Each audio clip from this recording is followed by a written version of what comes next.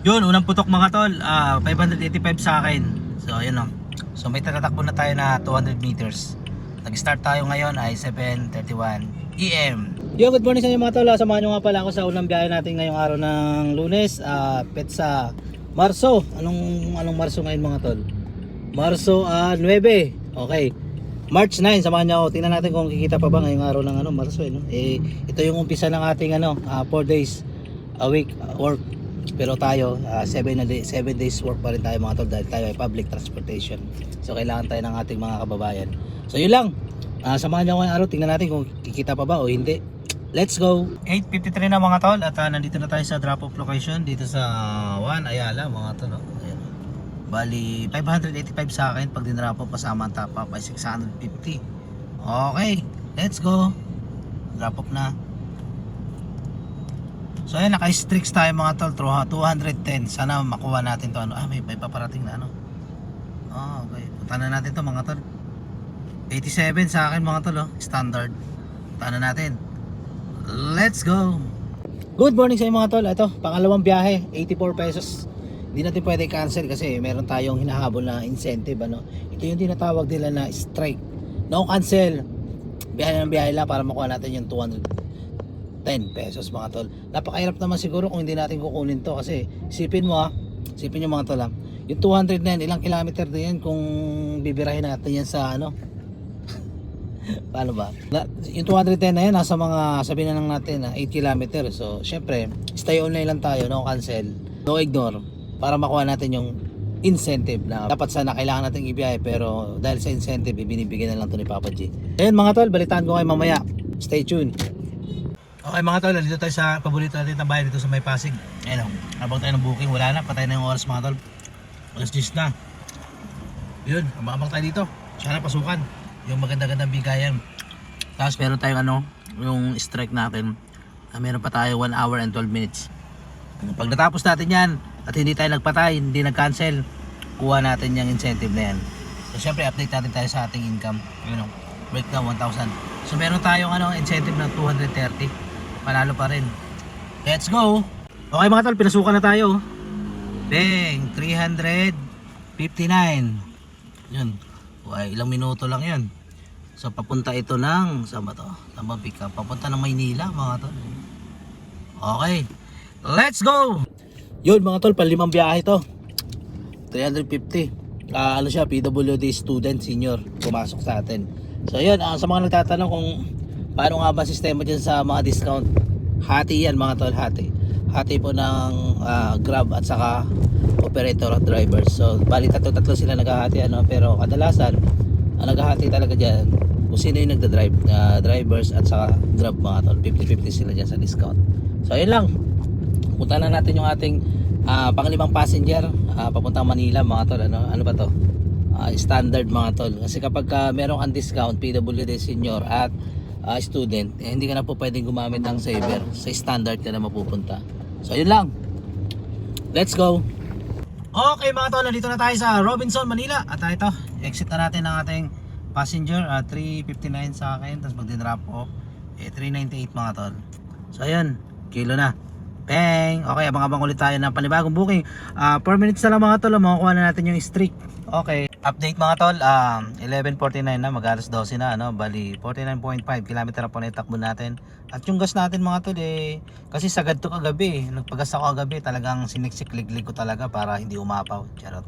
So ito, bali tayo na natin bali naka 1,627 na tayo mga tol. Tapos naka 4 hours na booking na tayo. Sana makaano pa tayo maka sa 4 hours pa, maka 1.6 pa tayo para makakota pa rin tayo sa 3,000. 8 hours mga tol.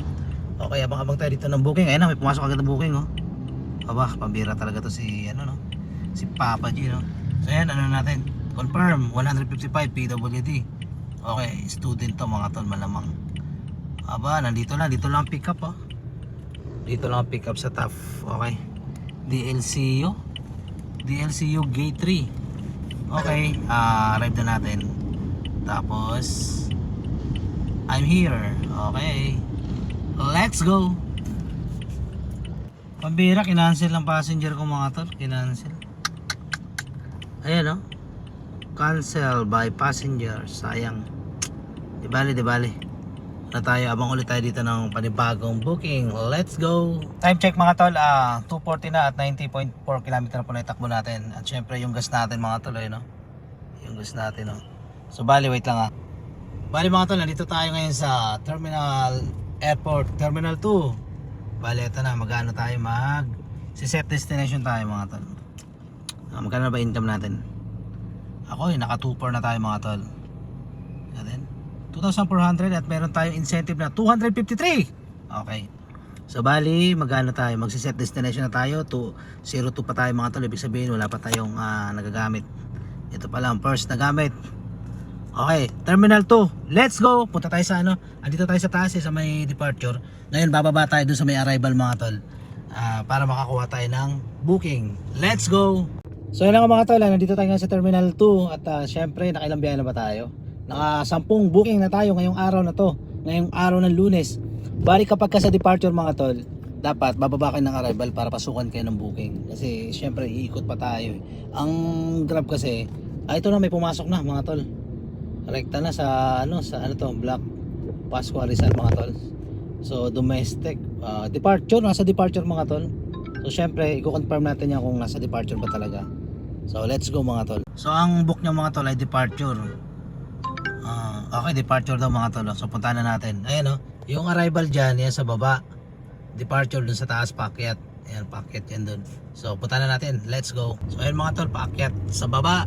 Arrival, dito departure. Ayan. Yun talaga kapag may pumasok ng booking sa inyo dito, kapag mali yung pin, tatanungin nyo kung departure ba. Kasi ang departure kasi, dito talaga yung babaan ng mga pasahero. So, pero kung minsan yung mga nagbubook, matapos nila ihatid yung mahal nila sa buhay, syempre, kung saan sila binabay, doon na lang din sila nagbubook mga tol. So ayan, punta na natin ang ating passenger. Let's go mga tol.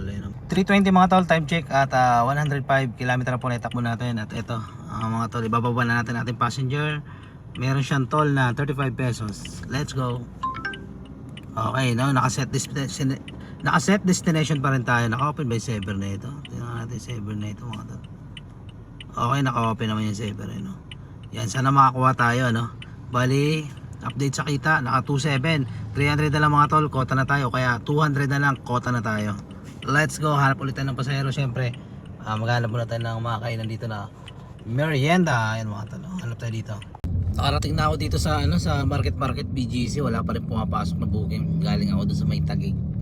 So bali gagawin ko neto, iikot-ikot ako dito mga tol. Magantay ako kung may papasok na booking o wala. Pero sana may pumasok, naka-open naman yung Saver ko Ayun mga tol, dito yung bandang yung Market BGC. Dito naman yung SM Aura. Ayun SM Aura. Ayan, daming building Mayaman kasi dito yung lugar na ito yung pinakamayaman. Wala makikita dito, jeep at saka tricycle.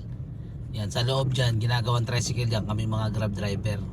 Yun mga tol, mag-alas 5 na at wala pa rin pumapasok mga tol. Paikot-ikot ako dito sa market, dito sa wala talaga pumapasok mga tol. Kaya gagawin ko, ikot-ikot ulit ako, sana pasukan tayo. Wala talaga pumapasok. Hanap tayo ng matatambayan natin. Wala talaga mga tol, paikot-ikot na ako dito sa market, dito sa BGC, wala talaga. Nasita pa nga ako ng mga enforcer Akala ko titikitan ako, mabira talaga.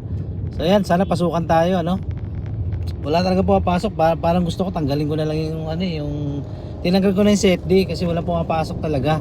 Naubos na lang yung oras. Kaya ang ginamit ko prepared area. Sa prepared area parang priority ni Grab yung yung mga nag-prepared area na bigyan ng booking. Parang ganun. Pero siguro wala talagang pumapasok talaga kaya ganun. So ayan, antay-antay na lang tayo dito mga tol. Okay mga tol, pinasukan na tayo. Ayan, bali 657 sa atin. Papunta ng, saan ba to? Okay, saan ba to? Dito sa likod ng daan. Dito ang baba. Tapos iikot. Naku po, may labasan kaya dito palabas. Sana may palabas yan. So ayan, punta na natin mga tol. Sayang din to bahala na gabihin. Tingin ko gagabihin ako ngayon. So ayan, punta na natin mga tol. Time check mga tol, 6:19 PM na mga tol. Yung gas natin nabawas sa konti pa lang. Bali 133.1 km po ang naitakbo natin. So bali, ito mga tol, nakaset din na tayo. Nandito tayo ngayon sa loob ng Bali Golf Bali nakaset din tayo at syempre update tayo sa ating kinita. Kumita na po tayo ng 3,400 mga tol. Breakdown natin ano. 262 po ang ating incentive. So ayun lang mga tol. Sana makakuha pa tayo at syempre gagapang-gapang na tayo hanggang sa makauwi. Balitaan ko kayo mamaya kapag nakakuha tayo mga tol. Yun. 6:41 na mga tol. Nandito na ako sa SM Taytay at nakakalungkot, hindi na tayo pinasukan ng booking. So ngayon mga tol, tingnan natin yung ating ilang oras ba tayo bumiyahe. May kita naman dito yan eh. So bali bumiyahe tayo ng 9, sabihin na natin 10 hours mga tol. Bali ang kinita natin ay nasa 3,471. Meron tayong incentive na 288. So ganun, may toll tayo na ano mga tol. Papasok naman sa wallet natin yan. Not bad pa rin sa 10 hours natin na biyahe ano. Yun, kung isipin nyo mga tol, pauwi na tayo, alas 7 tayo nag-start ng biyahe. Sa 10 hours na biyahe natin, kahit papano, kumita pa rin mga tol kahit papano. Hindi naman ikakayaman, pero kumita pa rin. So bali, magagas ako mamaya. Siguro ang gas ko nito sa mga 3,000 nasa 700 to mga tol. So ganun lang mga tol, maraming salamat sa inyo. At sana panoorin nyo pa ako at i-follow nyo ako sa Facebook page, subscribe nyo ako sa YouTube para maging updated kayo sa mga updates dito sa biyahe sa Grab, kung karapat dapat ba talaga na i-pursue itong trabaho na to o hindi na, o ba karapat dapat ba to na gawing permanent na trabaho o hindi. So ganoon lang mga tol, maraming salamat sa inyo at thanks for watching.